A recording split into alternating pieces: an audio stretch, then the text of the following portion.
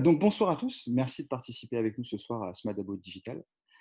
Alors l'idée ce soir, c'est donc de vous permettre de mieux appréhender ce monde flou qu'est le digital, mieux comprendre ses enjeux, et notamment à travers les témoignages d'experts, et puis de vous aider aussi à trouver les clés pour recruter les talents les mieux adaptés à vos stratégies et à vos organisations, qui sont bien sûr toutes différentes.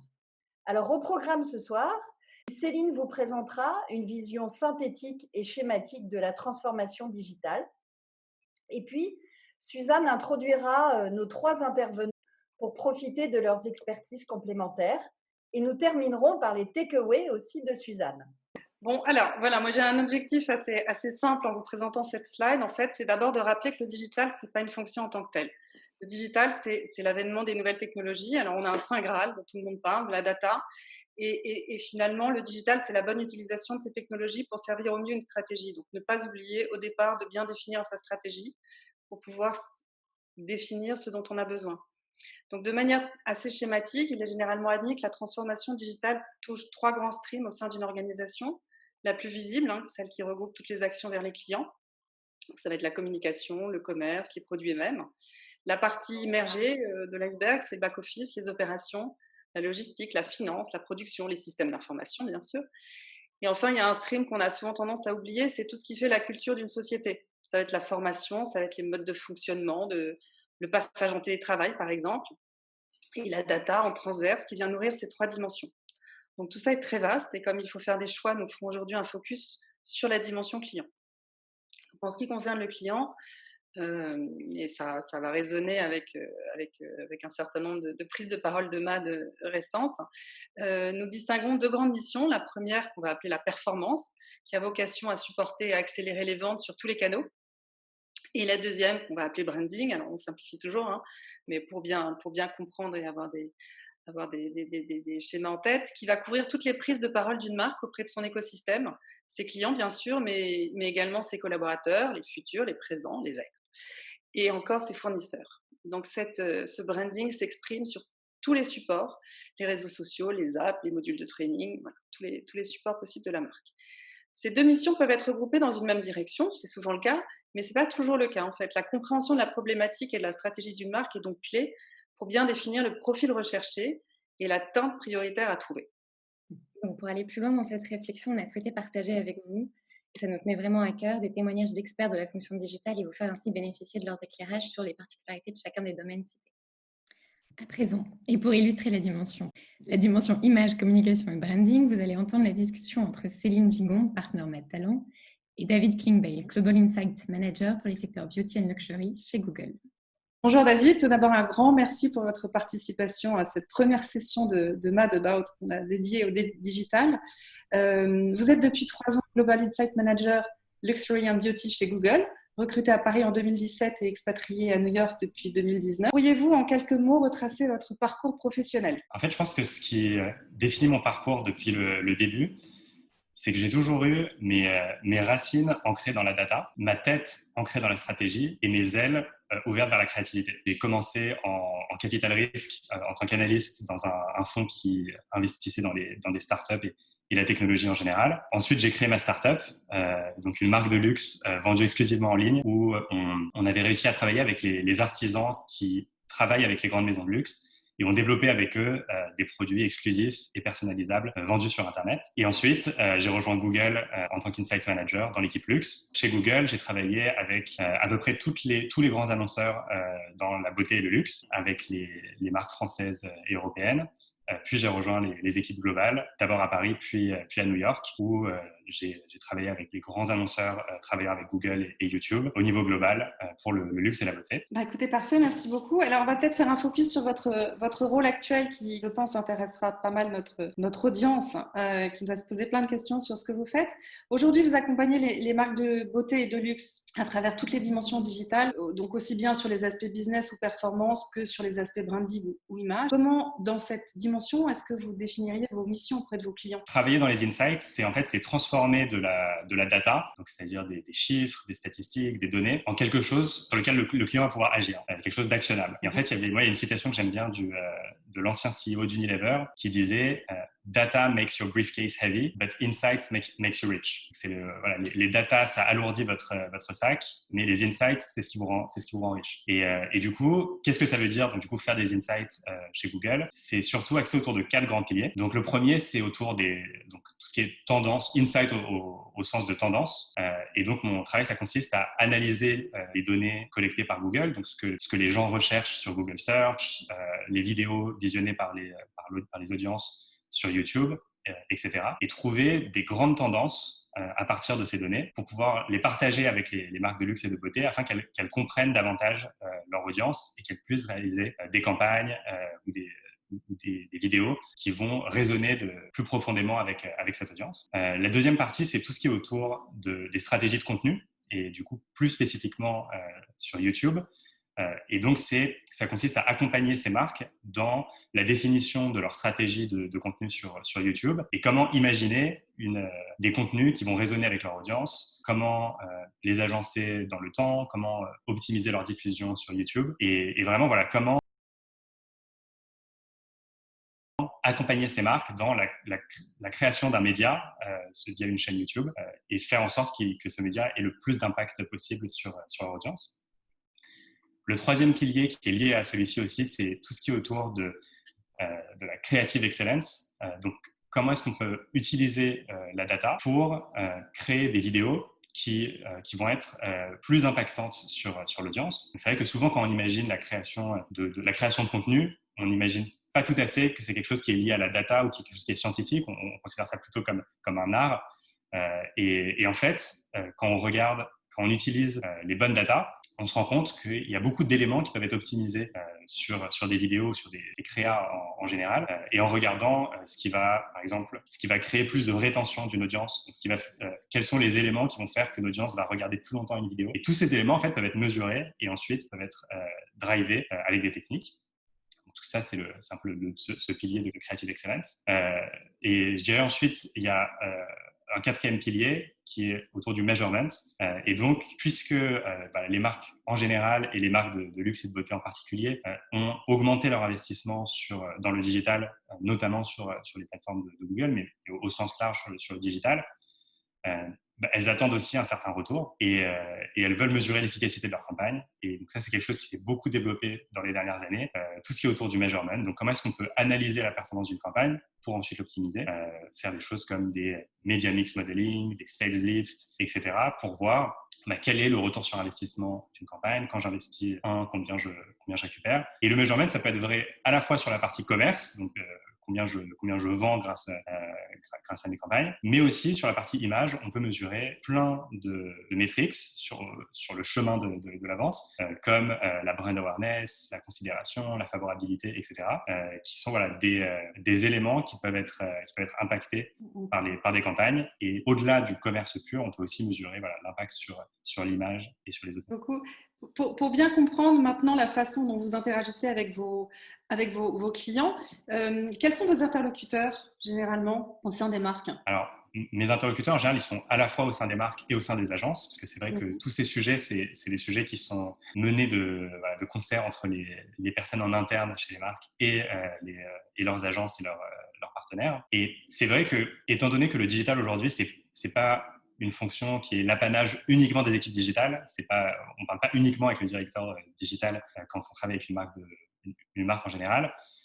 C'est vrai que moi, je peux avoir l'occasion de travailler avec toutes sortes de personnes. Ça peut être les personnes au marketing, à la communication, au digital, mais aussi les présidents de marque, le leadership, jusqu'aux personnes au sein des ressources humaines qui réfléchissent sur la transition digitale et la transformation digitale et l'impact sur les équipes. Donc, c'est vrai que ces interlocuteurs, ils peuvent varier. C'est vrai que ce qui a changé au cours des dernières années au point de vue des interlocuteurs, c'est que les marques se sont beaucoup sophistiquées. Les marques de luxe et de beauté avaient énormément de retard il y a 3, 5, 10 ans. Ça n'a pas du tout été les premières marques à se digitaliser et à recruter des équipes ou à se sophistiquer sur les sujets du digital. Mais c'est vrai qu'au cours des 3-4 dernières années, on a vraiment vu des profils experts, des profils digitaux experts rejoindre les marques de luxe. Certains groupes ont internalisé certaines fonctions. Donc, il y a certains groupes, par exemple, dans la beauté, qui ont internalisé les fonctions créatives et qui ont des équipes créatives en interne capables de créer des campagnes, créer des vidéos, créer du contenu et d'être assez réactifs sur ça. Sur le sujet du measurement aussi, qui est plus à la pointe, c'est plus un domaine qui est naissant chez ces marques-là. Mais on les voit aussi recruter des personnes qui comprennent très finement l'analyse de données et comment ça marche. Et donc, du coup, c'est des profils qui vont venir de sociétés comme Nielsen, comme Equimetrix. Et ensuite, même sur le sujet des data, on voit aussi de plus en plus des profils analytiques, des data analysts rejoindre les grandes marques pour analyser des campagnes, pour analyser aussi, pour rendre le CRM plus scientifique, pour ajouter plus d'analyse sur un peu toutes les fonctions. Si je reviens un peu sur les 4 missions que vous nous avez décrites, qu'est-ce que chacune met en œuvre en termes de compétences métiers, hein? Ouais, je dirais que globalement, c'est toujours un mix entre compétences techniques et connaissances du secteur et expertise. Mais le mix entre compétences techniques et connaissances du secteur va être différent en fonction de la fonction et en fonction des grands piliers ou des grandes missions. Par exemple, sur les tendances et les insights, il y a une petite partie technique qui va être d'aller collecter de la donnée, de l'analyser, donc utiliser des outils comme Data Studio, des langages comme le SQL, mais surtout la grande importance quand on cherche des tendances. La data, c'est un élément, mais c'est surtout ensuite comprendre cette data et la transformer en insight. Et donc, pour faire ça, il faut comprendre le secteur, comprendre les problématiques. Et voilà, c'est des choses qu'on peut soit avoir avant de rejoindre ce secteur, ou soit les acquérir en regardant. Puis si on regarde plutôt la partie stratégie de contenu, là, ça fait appel à des compétences que vont avoir, par exemple, un planeur stratégique. Donc, c'est même au plus généralement, en fait, des compétences en stratégie en général, avec également un petit côté peut-être artistique ou créatif, comment traduire l'ADN d'une marque en contenu à travers le temps sur une chaîne YouTube ou sur un profil sur les réseaux sociaux. La partie Creative Excellence, je dirais que c'est à moitié entre la data et la créa, parce que je pense qu'il faut être capable de vraiment dialoguer avec les équipes créatives et de comprendre qu'un directeur artistique, il ne va pas avoir que le retour sur investissement en tête, et il y a d'autres choses qui rentrent en compte quand on imagine une campagne, surtout pour les marques de luxe et de beauté. Mais ensuite, puisque au bout du compte, il faut quand même créer de l'impact, créer de la performance, et toute une partie de mesure, d'analyse de data, qui permet en fait de vraiment sublimer la partie créative. Et je pense que ce qui est clé, en fait, le discours qu'il faut avoir avec un directeur créatif, c'est de dire, en fait, il faut comprendre que même un directeur créatif, son but, c'est quand même que sa création soit vue par beaucoup de gens et soit appréciée par beaucoup de gens. Et donc, si on peut lui dire, il y a certaines choses qu'on peut ajouter qui vont rien retirer à la partie créative, mais qui vont faire que les gens vont regarder plus longtemps la vidéo, vont avoir tendance à mieux la mémoriser. Je pense qu'un directeur créatif peut être très réceptif à ça, surtout si c'est basé sur de la data. Vous avez un exemple concret de tips que vous pouvez donner à un directeur créatif pour avoir plus d'impact? Alors en fait, ce qui est assez amusant, c'est que il y a des choses très élaborées qu'on peut faire et il y a des choses très basiques. Et en fait, ce qui est amusant, c'est que parfois, des choses évidentes et basiques ne sont pas... on les oublie en fait. Dans le feu de l'action, on les oublie. Et il y a en fait nous ce qu'on appelle les brilliant basics. Pour en citer quelques-unes, par exemple, en fait, il faut garder en tête le branding, ça doit être tôt, visible, répété et adapté au mobile. Ça, c'est un peu les choses de base. Et après, si on fait des choses beaucoup plus avancées, je pense que la meilleure bonne pratique, c'est l'expérimentation. Voici l'échange entre Julien Casier, partenaire Met Talent, et Bruno Alazar, Chief Client and Digital Officer de la maison Kenzo Mode. Donc, j'ai vraiment commencé dans le digital en 2000 chez Yahoo à Londres. Et c'est à partir de 2004 que je suis passé donc, côté client, chez L'Oréal d'abord, donc, dans la cosmétique. Club des créateurs de beauté, pour ceux qui s'en souviennent, donc, qui était une grosse activité e-commerce, puisqu'à l'époque, ça faisait quand même une trentaine de millions d'euros. Donc, on parle de 2004-2005, donc c'est quand même assez signifiant en cosmétique à l'époque. Et donc j'ai fait L'Oréal, puis Estée Lauder Companies, et enfin je suis rentré chez Christian Louboutin et enfin chez LVMH au poste de CDO chez Kenzo. Et donc effectivement sur cette grosse petite vingtaine d'années entre 2000 et 2020, la fonction digitale a évidemment complètement évolué. Et au début, ce qui était un job un petit peu obscur, on va dire, d'expert dans un coin, et on ne sait pas trop s'il faut le rattacher à la DSI ou pas. Et comme ça fait un peu de business, l'e-commerce chez L'Oréal à l'époque, c'était rattaché au business, l'équivalent du retail, on va dire. Mais c'était un job un peu atypique. On ne savait pas trop où le mettre dans l'organisation. Et ce qui est assez amusant, en tout cas de mon point de vue, c'est qu'on ne sait toujours pas trop où le mettre dans une organisation, dans beaucoup de maisons. Mais en tout cas, c'est maintenant au COMEX, dans pas mal d'organisations, et entre autres chez LVMH, grâce au CDO Ian Rogers. Et donc, ça reflète aussi à la fois la dimension atypique, un petit peu touche à tout. On ne sait pas trop où le mettre, mais en tout cas, ça prend de plus en plus d'ampleur et de place dans l'organisation.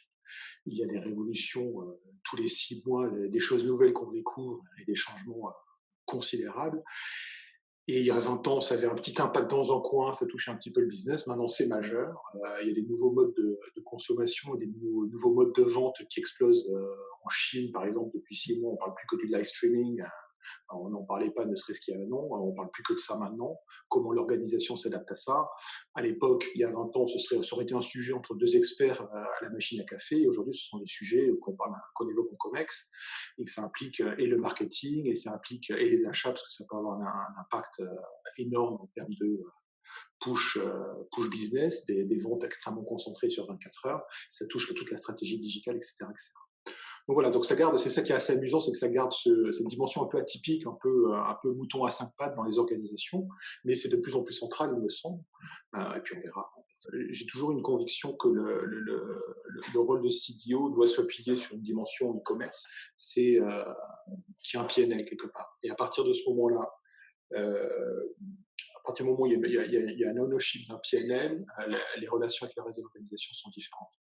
L'essentiel des conversations tournait autour de ce PNL, et le digital n'était qu'un moyen de construire ce PNL. Les discussions vont forcément sur tu as besoin de ressources, très bien, pour développer ton PNL, ça va aller beaucoup plus vite. Le rôle d'un CDO ne doit pas être que dans l'évangélisation et dans le change management, mais doit aussi être dans le concret d'un PNL pour pouvoir justifier et faciliter certains choix en termes d'arbitrage de ressources. Et du coup, dans ces organisations qui sont en train d'accélérer, dans ces structures qui sont demandeuses de ressources, de quel type si j'extrapole à une fonction RH, de quel type de profil on peut avoir besoin aujourd'hui pour permettre à ces organisations de grandir plus vite, d'accélérer et de pouvoir être à la hauteur des attentes? C'est des profils, on est toujours à la recherche de 2 types de profils, soit des experts, parce qu'on a le digital couvre de plus en plus de sujets, mais qui sont de plus en plus complexes. Des experts de la data, il y a ne serait-ce que 3-4 ans, touchaient très très peu à la privacy. Puis depuis les RGPD, évidemment, il faut devenir aussi quelque part un Chief Privacy Officer. Donc ce sont des profils encore plus techniques, encore plus complets dans une expertise où il faut être à la fois à la pointe des dernières innovations. Est-ce qu'il faut un data lake? Comment on migre le data mart, etc. Déduplication des bases de données, des sujets assez classiques sur lesquels on rajoute la privacy. Et si on est à l'international, il y a la privacy de Californie qui vient de sortir il y a quelques mois, il y a la privacy en Chine, il y a la privacy en Russie auquel il faut s'adapter. Des sujets extrêmement complexes. Donc des profils toujours plus d'experts, mais quand même avoir des généralistes qui arrivent à faire sens de tout ça. Parce qu'évidemment, des maisons de luxe ne peuvent pas avoir qu'une stratégie privacy, qu'une stratégie data, et oublier le business, oublier l'expérience client, oublier le omnichannel, etc. Donc on continue moi, mes derniers recrutements sont soit des opérationnels très précis sur des sujets, soit effectivement des postes un peu plus généralistes pour être en coordination et pouvoir parler à du business, à rapporter un DG ou à rapporter un boss du retail, être capable de parler, entre guillemets, un langage compréhensible aussi. Donc voilà. Mais c'est effectivement arriver à rentrer dans des sujets qui sont de plus en plus touffus, de plus en plus complexes et avec de plus en plus d'impact sur le réseau d'organisation, avec l'IT, avec les avocats, avec je ne sais quoi, et de l'autre côté, être capable de transformer, faire sens de tout ça, quoi. Et pas de regarder que la complexité à court terme, mais tout ça dans une vision un peu plus opérationnel en interne. Et est-ce qu'en termes d'organisation, ça veut dire, parce que ça pose beaucoup de questions, ça en termes de politique, on parlait de politique RH, d'organisation, de structure, est-ce que ça veut dire avoir des équipes dédiées sur place qui puissent être réactives, ou est-ce que finalement le digital permet de pouvoir combler en fait la distance géographique et combler cette réactivité en ayant des équipes au siège? Comment peut se faire le ping-pong? Est-ce que les deux sont vrais? Est-ce que Franchement, c'est tout le sujet. C'est-à-dire que c'est un vrai sujet. C'est-à-dire qu'aujourd'hui, moi, en tant que CDO d'une maison européenne basée à Paris, je ne peux pas appréhender le digital en Chine aussi bien que je l'appréhende, en tout cas que j'essaie de l'appréhender sur l'écosystème européen et américain. Donc, il faut des relais locaux qui traduisent. Et moi, mon rôle, mais c'est aussi le rôle au marketing communication et puis en stratégie pure, c'est qu'est-ce qu'on laisse faire au local en Chine et qu'est-ce qu'on est obligé de garder en contrôle en centrale. Et ça va sur l'image, ça va sur les décisions tactiques marketing, sur les décisions d'ouverture ou pas de pop-up physiques ou pop-up digitaux. Tmall a lancé un outlet récemment. Donc, est-ce que c'est intéressant d'aller sur Tmall pour leur Tmall Soho, donc, qui est une espèce d'outlet en ligne? On fait de l'outlet comme beaucoup de maisons de luxe. C'est intéressant parce que Tmall, c'est 700 millions de visiteurs uniques par mois, donc 2 fois la population de l'Europe. Mais est-ce que c'est pas dangereux? Parce que du coup, on a un outlet qui n'est plus à Marne-la-Vallée, mais qui est sur une plateforme visitée donc, par 700 millions de personnes par mois. Qui prend cette décision, qui est en charge de la politique outlet, le retail chinois, évidemment. Mais là, ça peut avoir une telle résonance positive ou négative sur la marque, qui va prendre la décision d'aller sur Tmall Soho? Je ne sais pas. Donc là, ce sont des vrais. Ça, c'est un vrai sujet. c'est même plus c'est le sujet. On est sur un effet qui est beaucoup plus fort finalement. On ne parle plus d'un simple battement d'aile en Chine pour une répercussion en Europe. Ah oui. Oui, ça peut être majeur. Ça peut être majeur et c'est d'autant plus compliqué à appréhender en Europe que le temps qu'on le comprenne et l'appréhende, ça a déjà changé. J'en veux pour exemple WeChat Works. Je ne vais peut-être pas rentrer dans les détails, mais c'est tout on va dire un environnement de code sur WeChat sur lequel on peut faire des mini-sites, etc. Et puis, on peut carrément faire des sites e-commerce. Donc, Sephora, par exemple, a un site avec 160 000 références, je crois, sur WeChat. Enfin, voilà, on peut plugger pas mal de choses. Et ça peut être une solution très intéressante pour faire des opérations CRM, etc. Mais en fait, on peut aller tellement loin que le temps que nous, on le comprenne à Paris et qu'on se dise, tiens, bon, en fait, on peut capturer nos données clients sur WeChat Works. Comme ça, la personne en magasin rentre les coordonnées du client sur WeChat Works. Donc, c'est déjà préformaté WeChat, etc. C'est parfait.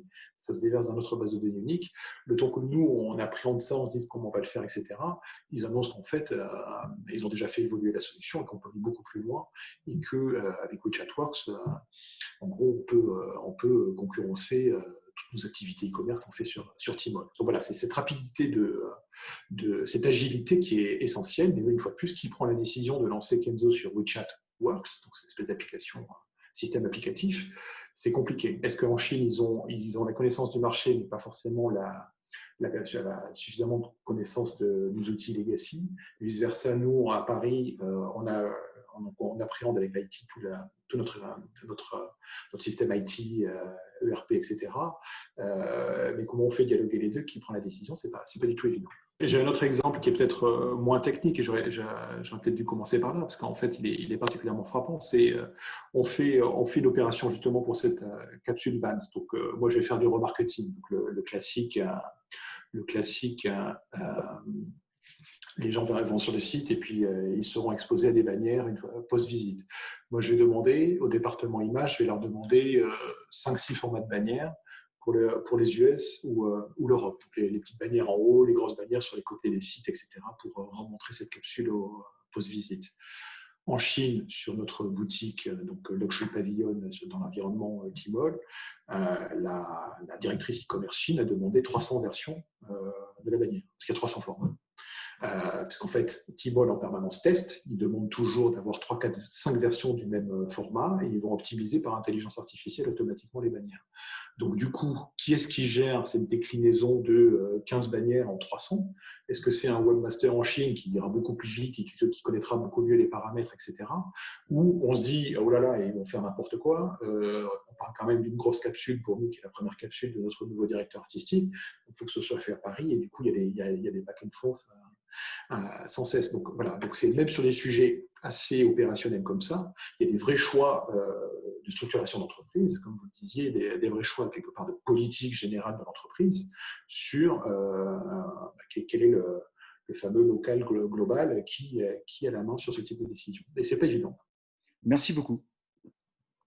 Et pour clore cette série d'échanges, Virginie Mazelier, partenaire Madexpert, s'entretient avec Ous Ouzani, CDO de Camaïeu et Beaumanoir précédemment, au sujet de la conduite du changement et notamment des programmes de transformation digitale. Merci d'avoir accepté cet échange pour nous apporter votre éclairage sur le digital. Si on divise le digital en trois couches, il y a une couche qui est une couche, on va dire, très, pour être prosaïque, très fonctionnelle, très commerciale. L'idée du digital, c'est de faire en sorte de lever les irritants et que le client, in fine, s'engage et achète. Et donc, pour ça, on est sur de la fonctionnalité qui est globalement la même, quelle que soit la verticale. Le client passe par un site Internet, il est activé sur Instagram.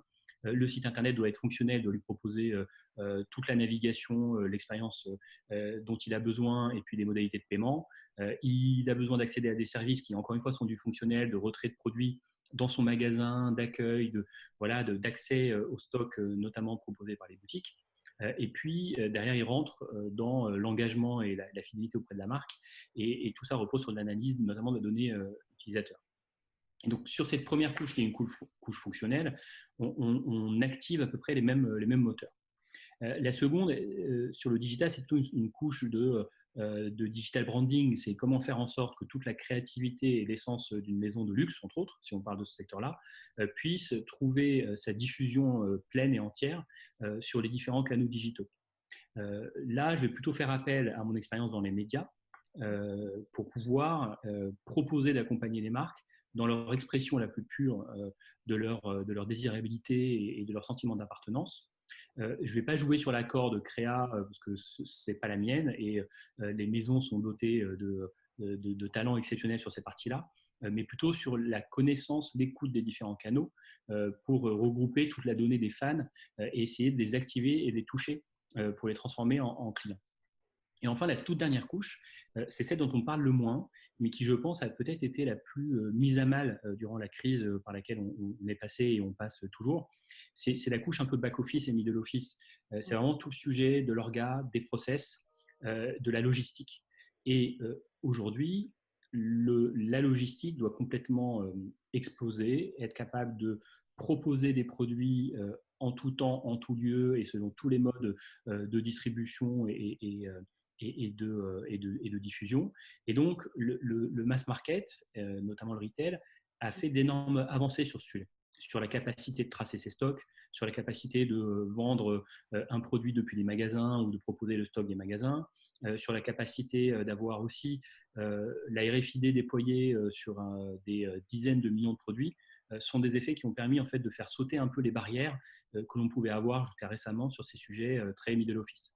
Et alors justement, si on revient maintenant à vos missions, si on choisit la mission par exemple que vous avez faite chez Beaumanoir, est-ce que vous pouvez nous en dire plus? Pour la petite histoire, un CEO venait d'arriver quelques mois avant le début de la mission. Il a été accompagné d'un cabinet de conseil, à l'époque ça devait être le duo Accenture-BCG, pour toute sa roadmap, en fait, sa feuille de route, et qui avait un fort volant digital. Et donc, la première question qui m'avait été posée, et en fait, je n'ai pas eu une seule mission, j'en ai eu deux chez Beaumanoir. La toute première mission, c'était de se dire, j'ai un book de 300 slides fait par le BCG et Accenture. Comment est-ce qu'on peut décliner ça en réalité terrain? Et donc, pendant 3 à 4 mois, l'idée, c'était de défricher ce book et de l'intégrer à la réalité de l'entreprise, à la temporalité de l'entreprise et à la réalité du client. Et c'était un gros travail de friche parce que derrière, lorsqu'on est sur une étude de cas très stratégiquement infaillible, l'idée, c'est de faire face et de la mettre en adéquation avec les assets, les atouts de l'entreprise. Une fois que j'ai fait ça, la question était de se dire est-ce que j'étais la bonne personne ou pas pour piloter la transfo. La réponse aurait pu être non. Hein. Et j'aurais pu dire moi, je m'occupe uniquement de la première mission qui était de faire la traduction de la partie stratégique. Et en fait, j'ai participé à l'aventure. C'était une aventure de 18 mois et qui nous a permis de vraiment mettre à plat toute la digitalisation de Beaumanoir. On a lancé une 60aine de projets. Ça allait du projet qui, on va dire, avait une temporalité de 4 à 5 semaines, ce qu'on appelle les quick wins, avec des impacts très forts en termes de rendu, de vision pour l'utilisateur, etc. Et puis des projets programmes, comme la refonte d'une plateforme e-commerce, la refonte de la chaîne logistique, la refonte de toute la couche Big Data qui intégrait les données clients, où là, on commence à un T0 et on finit à T0 plus 18 mois en ne sachant pas forcément ce qu'on allait trouver le long du chemin. Et donc, on parlait, je vous le disais, d'une 60aine de projets avec un budget bien défini dès le départ. Et j'ai eu la chance d'être accompagné par une 40aine de personnes puisque Beaumanoir a dédié une team, on va dire, commando pour mettre en œuvre et décliner tout ce plan. Et justement, par rapport à cette team commando, j'avais une question. Comment on fait pour embarquer comme ça 40 personnes sur un projet qui est quand même un projet de 18 mois, avec beaucoup de projets à l'intérieur de ce projet de transformation? Alors, c'est toujours un sujet hyper épineux. Si on se met en fait à la place des équipes, elles sont toujours super emballées à l'idée de rejoindre un projet de transformation. Parce qu'on parle de projets qui ont du budget, qui ont des bénéfices qui sont très mesurables dans l'entreprise, qui ont souvent vocation à générer de la croissance, donc toute l'entreprise les attend, et ils permettent de se rendre visibles. La problématique, c'est si on gratte un peu, si on devait trouver en fait deux sujets vraiment de zoom, vraiment sur comment embarquer les équipes et maintenir la motivation. Le premier, il se joue en fait au tout début. Si on constitue une équipe autour d'un projet de transformation, forcément, il y a un mixte entre des équipes qui déjà font partie de l'entreprise et des équipes qui sont un renfort ponctuel dans le cas du projet. Ça peut être des managers de transition, des consultants, ça peut être des nouveaux embauchés qui arrivent. Donc l'idée, c'est dès le départ que les équipes un peu canal historiques n'aient pas l'impression que cette transformation signifie que ce qu'ils ont fait jusqu'à présent était mauvais. Donc il y a toute une question en fait de posture. C'est en gros, on change un site e-commerce. Pas parce que le site e-commerce est pas du tout performant et le travail que vous avez fait n'est pas bon, mais c'est juste qu'on doit le faire pour des raisons techniques, des raisons de budget, et donc les accompagner pour que la prise en compte ne soit pas une remise en question du travail qui a été fait jusqu'à présent. Par rapport au fait d'opérer une transformation digitale, pour vous, il faut avoir quelles compétences pour être capable de porter une transformation de cette ampleur pour un CDO? C'est les compétences, on va dire classiques. On ne va pas réinventer la roue là encore également. C'est important de les rappeler, je pense. Alors, il faut les rappeler. Alors, il y a des compétences métiers, c'est sûr, compétences fonctionnelles. Il faut connaître tous les leviers marketing. Il faut connaître le marketing digital, entre autres, sur le bout des doigts, et être très fort en techno. Se limiter au marketing dans le secteur du digital dans lequel on est aujourd'hui, ça risque de peser lourd dans la balance à la fin, puisqu'une grosse partie des sujets, c'est des sujets qui se traiteront autour de la table avec le DSI, avec le directeur logistique. Et donc, il faut être à l'aise sur ces problématiques-là. Et donc, avoir la double compétence à la fois techno et marketing et business, et c'est toujours très appréciable. L'autre point, c'est qu'il faut être sans cesse et 100% dopé par le business et le sens du commerce. Le côté commerce, le côté transactionnel et le côté client doit être prégnant au sein de la personne qui pilote ou qui accompagne une transformation digitale. Un autre point, on en parlait au tout début, c'est la capacité à faire le yo-yo entre une prise de hauteur stratégique et être capable de rappeler les objectifs à plus ou moins long terme avec des business plans, des business cases, en veux-tu, en voilà. Et puis une capacité à vraiment faire le piquer de manière experte sur des sujets qui peuvent être différents en fonction des affinités, mais de descendre et mettre vraiment les mains dans le moteur pour accompagner les équipes et les différentes expertises. Et c'est ce yo-yo qui est peut-être compliqué à faire dans la durée, parce que certaines personnes ont plutôt, s'expriment bien sur le long terme, sur la vision stratégique, et d'autres ont envie constamment d'être dans l'opérationnel. Et donc, il faut pouvoir changer un peu de veste ou de fusil d'épaule à chaque fois. Et puis le tout dernier point, c'est un point en fait d'accompagnement des équipes, un point purement managérial. Comment est-ce qu'on est en mesure, d'intégrer vite et facilement la culture d'entreprise, parce que quand on parle d'un projet de 2 ans, de 3 ans sur de la transfo, il faut dès les premiers mois, premières semaines, embrasser la culture d'entreprise, et puis surtout être à l'écoute des collaborateurs, les accompagner et essayer de les propulser, parce que l'idée, c'est que cette transformation-là, qui va durer 2-3 ans, elle va être le métier au quotidien de demain, une fois qu'elle sera opérée, sur tous les outils, sur tous les process, sur tous les modes de commercialisation, donc des équipes sur les années à venir. Donc on doit être aussi capable d'être plutôt rompu à l'exercice managérial. Écoutez, je vous remercie beaucoup pour cet Merci à éclairage vous. que vous nous avez donné et de vous être prêté au jeu de l'interview avec nous. Écoutez, ce fut un plaisir. Je vous dis à très bientôt. À bientôt. Alors, en termes de takeaway et suite à ces échanges consacrés aux dimensions performance et business, communication et branding et management de la transformation digitale, des points de convergence apparaissent évidemment dans ce qui se dessine comme le profil idéal du Chief Digital Officer. Le CDO idéal serait donc bien par excellence un mouton à 5 pattes. Ayant une place à juste titre de plus en plus centrale dans l'organisation, il ou elle opère à un niveau stratégique global et se doit d'y intégrer sa vie. Il s'agit aussi pour ce CDO d'avoir un sens aigu du business, du commerce ou de e-retail. Il est en charge de thèmes de plus en plus cruciaux. Il est également un expert du branding et en cela a la capacité à dialoguer avec des équipes marketing, communication, des équipes de l'image et de la création pour développer des plateformes de marque incarnant et diffusant l'ADN de sa maison. Par ailleurs, il ou elle maîtrise les enjeux et les outils du vaste sujet de la gestion et l'exploitation des données en vue de toujours améliorer la connaissance client et de déployer des actions ciblées et efficaces. Enfin, son appétence, voire sa maîtrise des questions techniques, est essentielle pour permettre un dialogue avec ses interlocuteurs au sein des DSI et mener à bien des projets de développement. La question de la pondération de ces 5 pôles de compétences est bien sûr clé dans la recherche du profil idéal, restant à savoir où placer le curseur en fonction de la stratégie globale et de la maturité des organisations.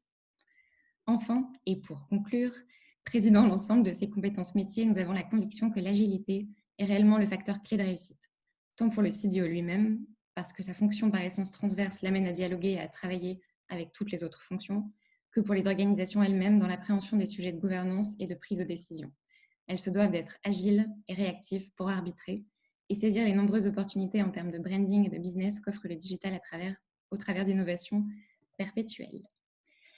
Et tout particulièrement concernant le marché aussi crucial qu'est la Chine, qui présente autant d'opportunités de développement que de défis techniques et organisationnels pour le secteur du luxe.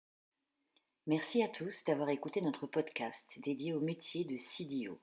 Il a été réalisé par l'équipe de Mad Talent et Mad Expert, spécialisée en Executive Search et en management de transition. Ce sont 2 entités intégrées au sein du groupe MAD, partenaires des maisons de luxe à l'ère du client.